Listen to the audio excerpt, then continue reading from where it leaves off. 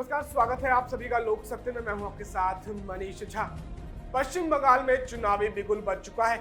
आज पश्चिम बंगाल में टीएमसी ने अपने उम्मीदवारों की लिस्ट जारी कर दी है।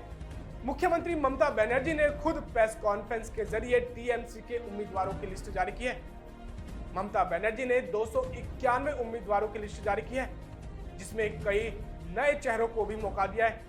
साथ ही साथ ममता बनर्जी ने इस बात का भी ऐलान किया है कि वो कहां से चुनाव लड़ेंगी।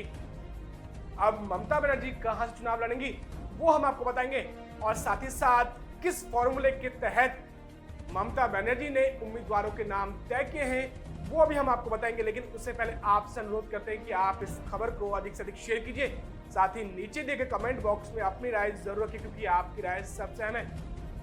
आगामी पश्चिम बंगाल में होने वाले विधानसभा चुनाव के मद्देनजर आज टीएमसी ने अपने 291 उम्मीदवारों की लिस्ट जारी कर दी है। इस लिस्ट में कई नए चेहरों को भी मौका दिया गया है, और साथ ही साथ ये भी स्पष्ट किया गया है कि ममता बनर्जी कहां से चुनाव लड़ेंगी। अब ज्यादा देर न करते हुए हम आपको बताते हैं कि ममता बनर्जी कहां से चुनाव लड़ेंगी, और साथ ही किन किन लोगों को टिकट दिया गया है, और साथ ही किस फॉर्मूले के तहत उम्मीदवारों के नाम तय किए गए हैं। पश्चिम बंगाल में होने वाले विधानसभा चुनाव के लिए टीएमसी लगातार अपनी जीत के दावे कर रही है। मुख्यमंत्री ममता बनर्जी एक बार फिर सत्ता में आने का दावा कर रही हैं, और इसी के मद्देनजर आज टीएमसी की तरफ से अपने उम्मीदवारों की लिस्ट जारी कर दी गई। 294 सीटों में से 291 सीटों पर टीएमसी चुनाव लड़ेगी।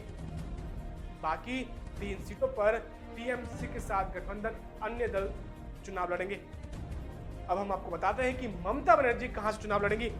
हम आपको बता दें कि ममता बनर्जी लगातार जिस प्रकार से रैलियां कर रही हैं और साथ ही साथ बीजेपी के खिलाफ प्रत्यक्ष रूप से बयान देती हुई दिखाई दे रही हैं, तो अब सीधे तौर पर उन्होंने चुनावी बिगुल बजा दिया है और इस बात का ऐलान कर दिया है कि वो कहां से चुनाव लड़ेंगी।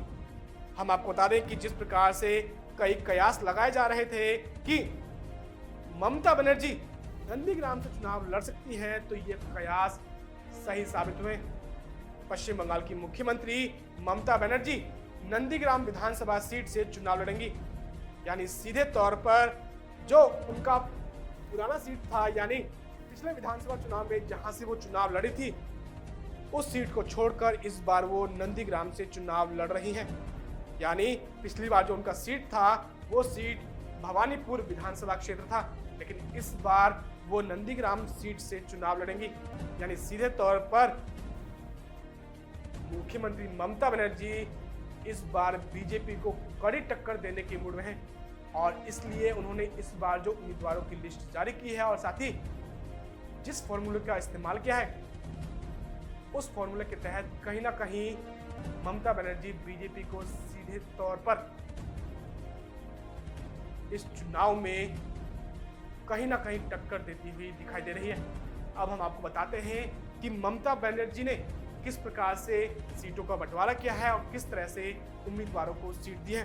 हम आपको बता दें कि ममता बनर्जी ने इस बार 50 महिलाओं को टिकट दिया है, यानी टीएमसी की तरफ से इस बार 50 महिलाओं को टिकट दिया गया है, तो वहीं 42 मुस्लिम को, 79 अनुसूचित जाति और 17 अनुसूचित जनजाति के लोगों को टिकट दिया है। यानी सर्व वर्ग को यानी सभी वर्गों को ध्यान में रखते हुए ममता बनर्जी ने टिकट दिया है, और इस बार 50 महिलाओं को टिकट देना कहीं ना कहीं दिखाता है कि ममता बनर्जी महिलाओं के जरिए सीधे तौर पर बीजेपी के खिलाफ चुनावी मैदान में उतरी है। अब हम आपको बताते हैं कि किस फॉर्मूले के तहत टीएमसी ने अपने उम्मीदवारों की लिस्ट जारी की है और उम्मीदवारों के नाम तय किए हैं। इस बार टीएमसी ने जो लिस्ट जारी की है उसमें 80 साल से ऊपर किसी भी नेता को टिकट नहीं दिया है। यानी नंबर 1 फॉर्मूला यह है कि टीएमसी ने ऐसे कोई भी नेता जो 80 वर्ष से ऊपर हो उनको टिकट नहीं दिया है। इसके साथ साथ गंभीर बीमारी या लंबी बीमारी वाले किसी भी व्यक्ति को टिकट नहीं दिया गया। 80 वर्ष से अधिक उम्र और बीमारी वाले कुछ मौजूदा विधायकों के टिकट भी काटे गए हैं। यानी जो ऐसे विधायक जिनकी उम्र 80 वर्ष या उससे अधिक थी और वो विधायक थे, इस बार उनका टिकट काट दिया गया है और नए चेहरों को मौका दिया गया है। साथ ही साथ इस लिस्ट में करीब 40% या इससे अधिक महिलाओं को शामिल किया गया है। इस लिस्ट में विशेष रूप से युवा नेताओं और छात्र विंग के नेताओं को भी मौका दिया गया है, जो अधिक ऊर्जा के साथ काम करेंगे और जिनकी छवि साफ है। इस बार सितारों, कलाकारों, खिलाड़ियों की ज्यादा भागीदारी दी गई है। साथ ही साथ भ्रष्टाचार के आरोप या खराब छवि वाले नेताओं को इस बार टिकट नहीं दिया गया है। यानी टीएमसी ने उन सभी पहलुओं पर गौर किया है जिससे टीएमसी की छवि धूमिल हो सकती थी। यानी ऐसे किसी भी नेता जिन पर भ्रष्टाचार के आरोप हैं या जो भ्रष्टाचार में लिप्त पाए गए हैं, ऐसे किसी भी नेता को टिकट नहीं दिया।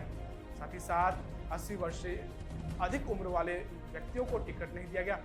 इस बार खिलाड़ियों, कलाकारों और कई अन्य हस्तियों को टिकट दिया गया है और उन पर कहीं ना कहीं एक दांव खेला गया है और बीजेपी के खिलाफ प्रत्यक्ष रूप से इस बार चुनावी मैदान में इन कलाकारों, खिलाड़ियों और अन्य हस्तियों को उतारा गया है। अब जिस प्रकार से टीएमसी ने 291 उम्मीदवारों की लिस्ट जारी की है और जिस तरह से महिलाओं की भागीदारी ज्यादा की है, कहीं ना कहीं दिखाई देता है कि सर्व वर्ग यानी सभी वर्गों को ध्यान रखते हुए टीएमसी इस बार आर पार के मूड में है और बीजेपी के खिलाफ सीधे तौर पर चुनावी मैदान में उतरे।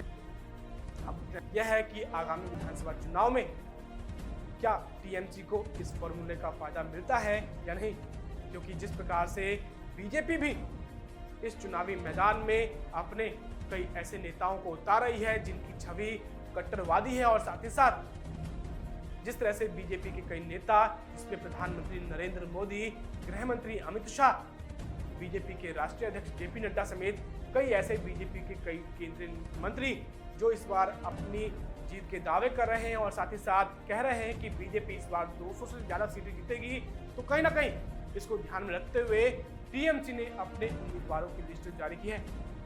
अब देखना यह है कि पश्चिम बंगाल की जनता किस पार्टी को सत्ता में बिठाती है और किस पार्टी को बंगाल के लिए चुनती है। आप अनुरोध है कि आप इस खबर को अधिक से अधिक शेयर कीजिए, साथ ही नीचे दिए गए कमेंट बॉक्स में अपनी राय जरूर रखिए, क्योंकि आपकी राय सबसे अहम है। फिलहाल के लिए इतना ही। देश दुनिया की तमाम खबरों को जानने के लिए आप देखते रहिए लोक सत्य।